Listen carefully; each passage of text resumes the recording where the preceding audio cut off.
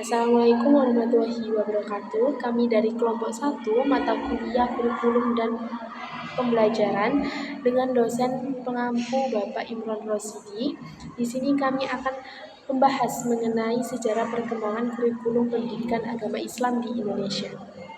Dengan saya Ani Chandrawati dengan NIM 2501011110015. Nama saya Nashwa Novia Aziza dengan NIM 2501011111010. Perkenalkan, saya Ahmad Naufal Karim dengan NIM 2501011110181.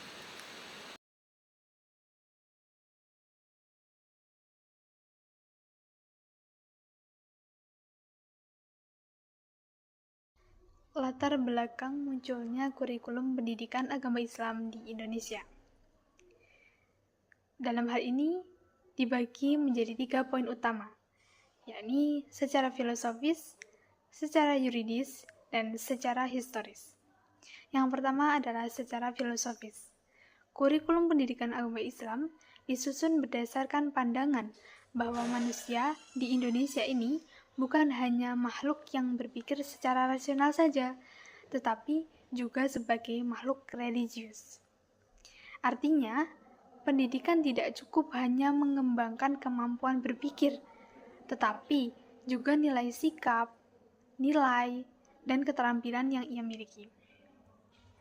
Dalam pendidikan agama Islam, siswa tidak hanya diajarkan mengenai teori saja, tetapi juga dibiasakan untuk mengamalkan ajaran agama Islam dalam kehidupan sehari-harinya. Misalnya, dalam materi sholat, siswa tidak hanya diajarkan untuk mampu menghafal rukun dan syarat sholat saja, tetapi diharapkan juga mampu untuk mempraktekkan gerakan-gerakan sholat dalam kehidupan sehari-harinya, baik di sekolah maupun di rumah. Begitu juga dengan materi akhlak. Siswa tidak hanya belajar tentang kejujuran secara teori, tetapi siswa dilatih untuk bersikap jujur dalam kehidupan sehari-harinya, dalam setiap perbuatannya, seperti pada ujian dan pada pergaulannya. Kemudian kurikulum PAI yang modern ini juga menilai siswa tidak hanya dari hafalan ayat maupun hadis, tetapi dari perilaku sosialnya, seperti bagaimana kepeduliannya terhadap sesama melalui sedekah, kerja bakti, dan berbagai kegiatan sosial yang dilakukan di sekolah. Selanjutnya, secara yuridis, pendidikan agama Islam memiliki dasar hukum yang sangat kuat di Indonesia. Sebagaimana tertuang pada Undang-Undang Dasar 1945, Pasal 31 ayat 3, yang menyebutkan bahwasanya pendidikan harus meningkatkan keimanan, ketakwaan, dan akhlak yang mulia. Nah, hal ini diperkuat dengan adanya Undang-Undang Nomor 20 Tahun 2003 tentang Sistem Pendidikan Nasional, yang menyatakan bahwa setiap peserta didik berhak mendapatkan pendidikan agama sesuai dengan agamanya dan diajarkan oleh seorang guru yang seagama pula. Oleh karena itu, pendidikan agama Islam wajib diajarkan di semua jenjang pendidikan. Kurikulumnya juga diatur melalui beberapa peraturan pemerintah dan beberapa peraturan menteri, termasuk standar kompetensi lulusan dan proses pembelajarannya. Contohnya, siswa ditargetkan mampu untuk membaca Al-Quran, memahami akidah, dan menunjukkan akhlak-akhlak yang mulia.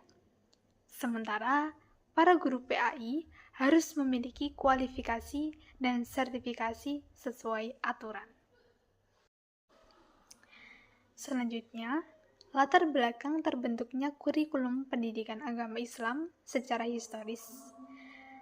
Kurikulum pendidikan agama Islam lahir dari proses Islamisasi. Proses Islamisasi sendiri merupakan proses masuk dan berkembangnya Islam di Indonesia, yaitu sejak abad ke-13 Masehi melalui jalur perdagangan. dakwah para ulama, dan pendidikan yang diajarkan di pesantren. Awalnya, pendidikan Islam berlangsung dalam bentuk pengajian kitab di surau maupun pesantren. Pada masa kolonial, pendidikan agama kurang mendapat perhatian dari pemerintah kolonial, sehingga umat Islam mendirikan lembaga pendidikan sendiri seperti madrasah maupun pesantren. Setelah Indonesia merdeka, pendidikan agama mulai diintegrasikan ke dalam sekolah-sekolah umum, terutama sejak berdirinya Kementerian Agama pada tahun 1946. Hingga saat ini, pendidikan agama Islam menjadi mata pelajaran wajib di semua jenjang pendidikan nasional, dan pesantren tradisional berkembang menjadi madrasah dan sekolah Islam yang modern. Pembahasan yang kedua adalah perkembangan kurikulum pendidikan agama Islam di Indonesia sejak masa awal kemerdekaan hingga era reformasi. Sejak Indonesia merdeka pada tahun 1945, pemerintah secara bertahap memprioritaskan penyelenggaraan pendidikan agama Islam dalam sistem pendidikan nasional. Kurikulum pendidikan di Indonesia mengalami berbagai perubahan seiring dengan perkembangan zaman. Mulai dari kurikulum pertama pada tahun 1947 hingga kurikulum merdeka pada tahun 2022 yang berlaku hingga saat ini. Perubahan-perubahan tersebut juga berdampak pada orientasi, pendekatan, dan implementasi pendidikan agama Islam di sekolah. Berikut ini adalah kurikulum yang berkembang di Indonesia yang dimulai dari awal kemerdekaan hingga era reformasi. Yang pertama adalah kurikulum 1947 atau yang disebut Rencana Pembelajaran 1947. Kurikulum ini disusun pada masa awal kemerdekaan, ketika Indonesia sedang membangun jati diri bangsa. Fokus pendidikan saat itu bukan pada kemampuan berpikir tingkat tinggi, tetapi pada pembentukan karakter, rasa kebangsaan, dan kemampuan hidup bermasyarakat pada tiap-tiap siswa. Materi pelajarannya dikaitkan dengan kehidupan sehari-hari, dengan menekankan pada kesenian dan pendidikan jasmani agar siswa dapat berkembang secara seimbang. Mata pelajaran yang diajarkan meliputi menulis, berhitung, berbahasa Indonesia, ilmu alam, sejarah, kesehatan, etika, keterampilan tangan, dan pendidikan agama. Pada masa itu, pendidikan agama Islam sudah diajarkan, namun masih bersifat sederhana dan lebih menekankan pada dasar keimanan, ibadah, dan pembentukan akhlak. Meski sederhana, pendidikan agama Islam berperan penting dalam membentuk karakter religius generasi awal bangsa Indonesia. Selanjutnya adalah kurikulum 1952. Kurikulum 1952 dikembangkan untuk menyempurnakan kurikulum sebelumnya, yaitu kurikulum 1947. Dengan menekankan bahwasannya materi pelajaran harus dikaitkan dengan kehidupan sehari-hari para siswa agar pembelajaran lebih kontekstual dan bermakna. Pada kurikulum ini, posisi pendidikan agama Islam makin kuat. Melalui keputusan Menteri Pendidikan dan Menteri Agama, PAI atau Pendidikan Agama Islam diwajibkan diajarkan di sekolah umum minimal 2 jam per minggu. Nah, ini menandakan bahwasanya pendidikan agama secara resmi terintegrasi dalam sistem pendidikan nasional. Namun, pembelajaran pendidikan agama Islam saat itu masih bersifat dasar. Fokus pada akidah, ibadah, membaca Al-Quran, dan pembentukan akhlak dengan metode yang sederhana seperti ceramah atau hafalan. Meski begitu, kurikulum ini menjadi tonggak penting penguatan pendidikan agama di sekolah formal. Selanjutnya adalah kurikulum 1964 atau Rencana Pendidikan 1964. Kurikulum ini menekankan pembentukan karakter dan moral dari setiap siswa melalui konsep Pancawardhana, yaitu pengembangan moral, kecerdasan, emosional, atau artistik, keterampilan, dan jasmani. Kurikulum ini mendorong para siswa agar lebih kreatif, aktif, dan mandiri dalam memecahkan berbagai masalah yang ada di masyarakat. Dalam kurikulum ini, pendidikan agama Islam berperan sebagai dasar pembinaan moral dan akhlak para peserta didik. Pendidikan agama Islam mengajarkan keimanan, ibadah, dan nilai-nilai religius, meskipun metode pembelajarannya masih bersifat sederhana dan banyak menggunakan ceramah serta hafalan. Meski demikian, pendidikan agama Islam tetap menjadi komponen penting dalam pembentukan karakter siswa pada era tersebut. Pada pertemuan kali ini saya akan membahas tentang perkembangan kurikulum PHI atau Pendidikan Agama Islam di Indonesia dari era kurikulum 1968 hingga KTSB. Yang pertama, yakni ada kurikulum 1968.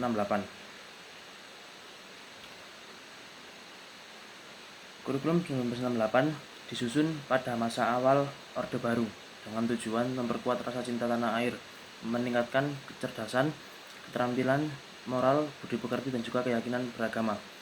Kurikulum 1968 identik dengan muatan mata pelajaran teoritis, tidak berkaitan dengan ketentuan objektif di lapangan ataupun di kehidupan nyata atau tematik.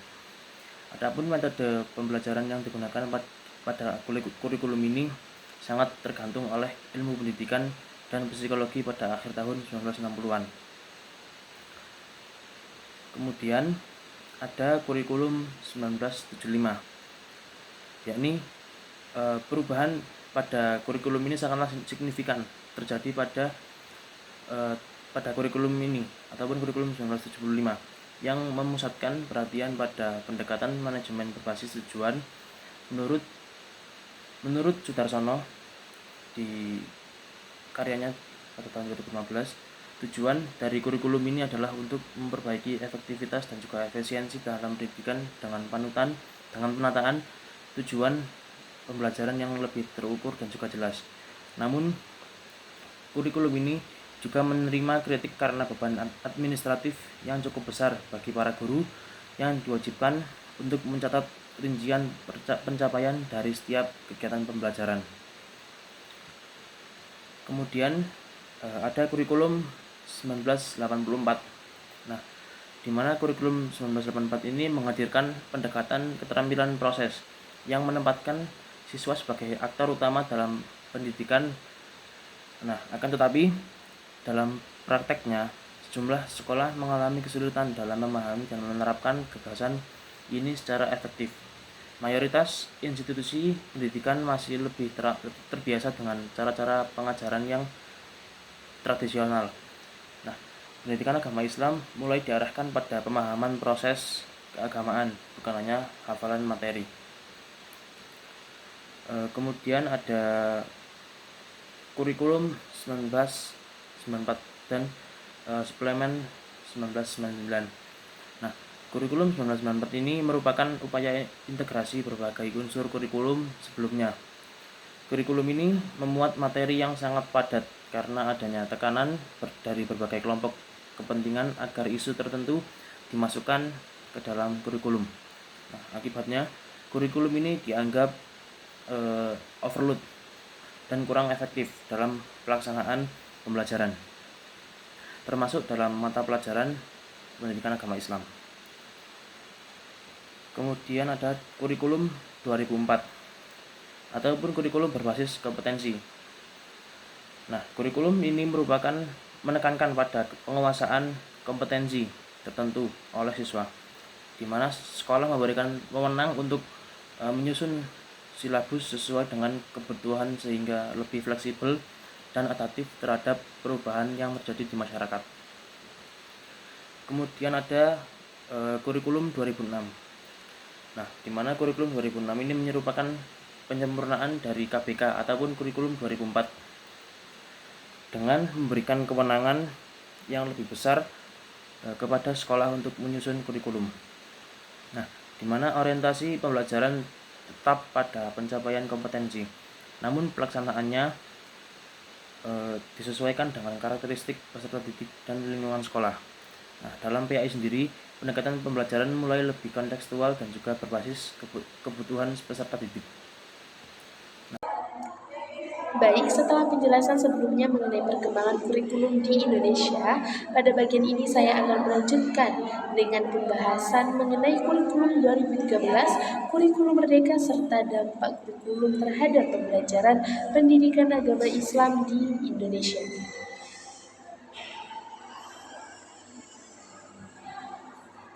Kurikulum 2013 merupakan kurikulum yang menekankan pada integrasi antara pengetahuan, keterampilan, dan juga sikap. Kurikulum ini tidak hanya berorientasi pada penguasaan materi, namun juga berorientasi terhadap pembentukan karakter peserta didik. Dalam konteks pendidikan agama Islam, pembelajaran tidak lagi hanya bersifat kognitif ataupun hafalan semata saja, melainkan peserta didik juga diarahkan pada pembentukan akhlak mulia dan internalisasi nilai-nilai keislaman dalam kehidupan sehari-hari mereka. Nah, salah satu ciri khas kurikulum 2013 adalah penggunaan pendekatan scientific approach atau pendekatan ilmiah. Melalui pendekatan ini, peserta didik diajak untuk mengamati, menanya, menalar, mencoba, hingga mengkomunikasikan hasil pemikirannya. Artinya, siswa tidak hanya menerima informasi dari guru, namun aktif dalam proses menemukan dan memahami pengetahuan. Dalam pembelajaran PAI, pendekatan ini membantu para siswa untuk memahami ajaran Islam secara lebih rasional, kontekstual, dan juga aplikatif.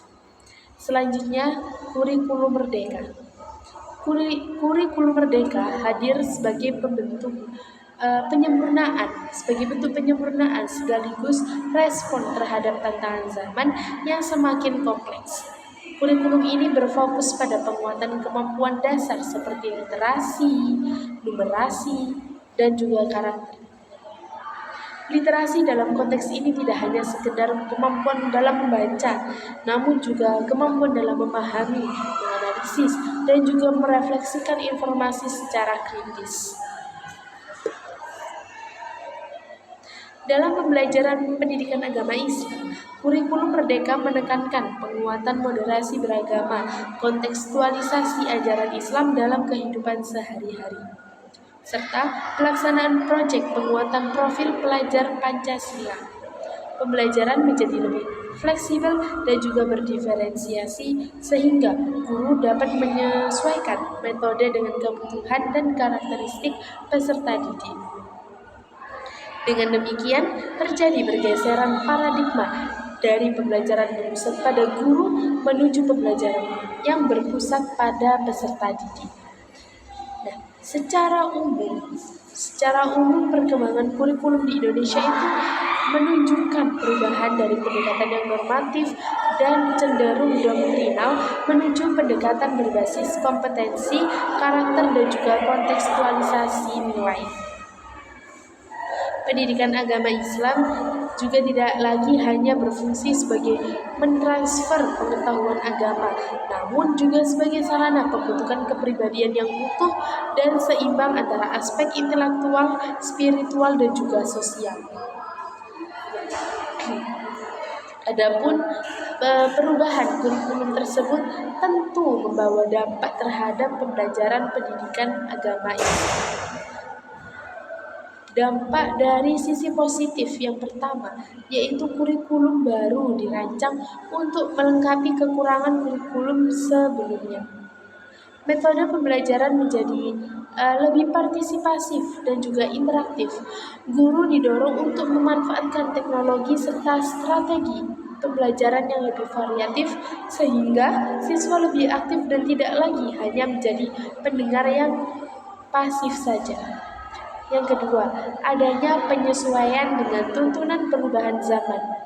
Kurikulum yang terus diperbarui menunjukkan upaya pemerintah dalam menjawab tantangan globalisasi, perkembangan teknologi, serta kebutuhan abad ke-21.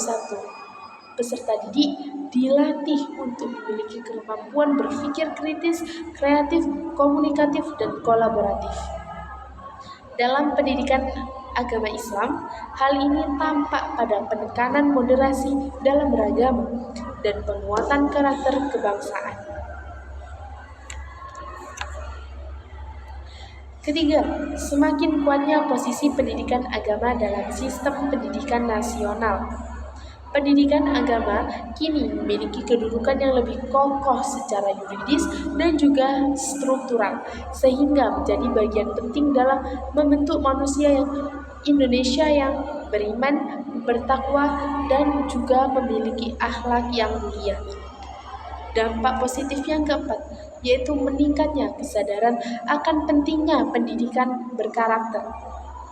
Di tengah derasnya arus globalisasi dan kemajuan teknologi, pendidikan agama Islam berperan sebagai benteng moral. Integrasi antara sikap, pengetahuan, dan keterampilan diarahkan agar peserta didik tidak hanya unggul secara akademik, namun mereka juga unggul memiliki integritas dan tanggung jawab sosial pada diri mereka. Namun demikian, perubahan kurikulum juga menghadirkan sejumlah tantangan. Dampak negatif dari perubahan kurikulum. Yang pertama, tidak tercapainya target pendidikan di beberapa daerah, terutama pada tahap awal penerapan kurikulum. Hal ini sering disebabkan oleh ketidaksiapan guru, keterbatasan sarana, serta kurangnya pemahaman terhadap capaian pembelajaran yang baru. Akibatnya apa? Implementasi kurikulum tidak dapat berjalan dengan optimal. Yang kedua, adanya beban biaya tambahan. Setiap perubahan kurikulum menuntut pengadaan buku, perangkat pembelajaran, pelatihan guru, serta fasilitas pendukung seperti teknologi informasi. Bagi sekolah dengan kondisi ekonomi terbatas, hal ini dapat menjadi tantangan tersendiri bagi mereka. Ketiga, ketidaksiapan sumber daya manusia, khususnya guru. Tidak semua guru mendapatkan pelatihan yang sangat-sangat memadai, sehingga perubahan kurikulum terkadang hanya bersifat administratif tanpa perubahan signifikan dalam praktik pembelajaran mereka. Dampak negatif yang keempat, yaitu adanya kecenderungan formalisasi pendidikan karakter. Penilaian sikap yang seharusnya mencerminkan perkembangan karakter peserta didik terkadang hanya menjadi angka dalam rapor, tanpa benar-benar menggambarkan internalisasi nilai secara mendalam. Dengan demikian, dapat disimpulkan bahwa perkembangan kurikulum dalam pendidikan agama Islam merupakan upaya untuk meningkatkan kualitas pendidikan dan menjawab semua tantangan zaman yang ada. Namun, keberhasilan implementasinya sangat bergantung pada kesiapan semua pihak, mulai dari pemerintah, sekolah, guru, hingga peserta itu sendiri. Berdasarkan pembahasan tersebut, dapat disimpulkan menjadi 3 poin utama. Yang pertama adalah kurikulum pendidikan agama Islam di Indonesia sebenarnya lahir dari 3 landasan utama, yakni filosofis, yuridis, dan historis. Secara filosofis, kurikulum pendidikan agama Islam bertujuan untuk membentuk peserta didik yang beriman, bertakwa, berakhlak mulia dengan mengintegrasikan aspek pengetahuan, sikap, dan juga keterampilan. Secara yuridis, keberadaan kurikulum pendidikan agama Islam dijamin oleh Undang-Undang Dasar 1945 dan Undang-Undang Sistem Pendidikan Nasional. Dan secara historisnya, kurikulum pendidikan agama Islam berkembang seiring proses Islamisasi di Nusantara dan akhirnya terintegrasi dalam pendidikan nasional setelah kemerdekaan. Poin yang kedua adalah tentang perkembangan kurikulum pendidikan agama Islam dari masa ke masa.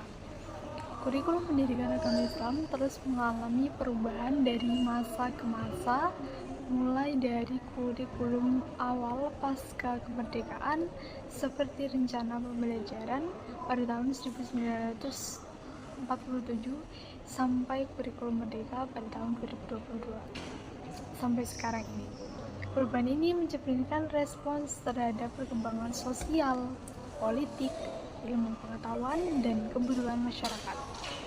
Nah, terlihat juga adanya pergeseran dari kurikulum yang berorientasi pada materi dan guru menuju kurikulum yang berbasis kompetensi, karakter, dan berpusat pada peserta didik.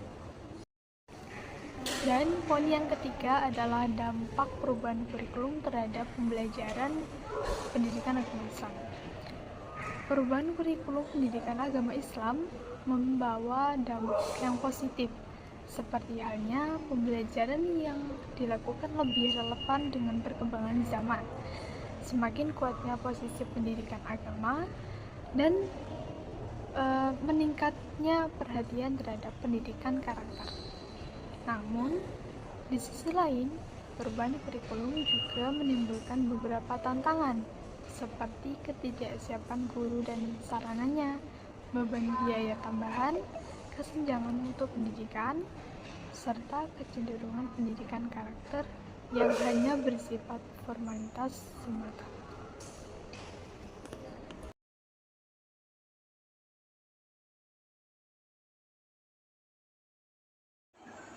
Sekian video pembahasan materi mengenai sejarah perkembangan pendidikan agama Islam di Indonesia dari kelompok kami. Kurang lebihnya kami mohon maaf. Wassalamualaikum warahmatullahi wabarakatuh.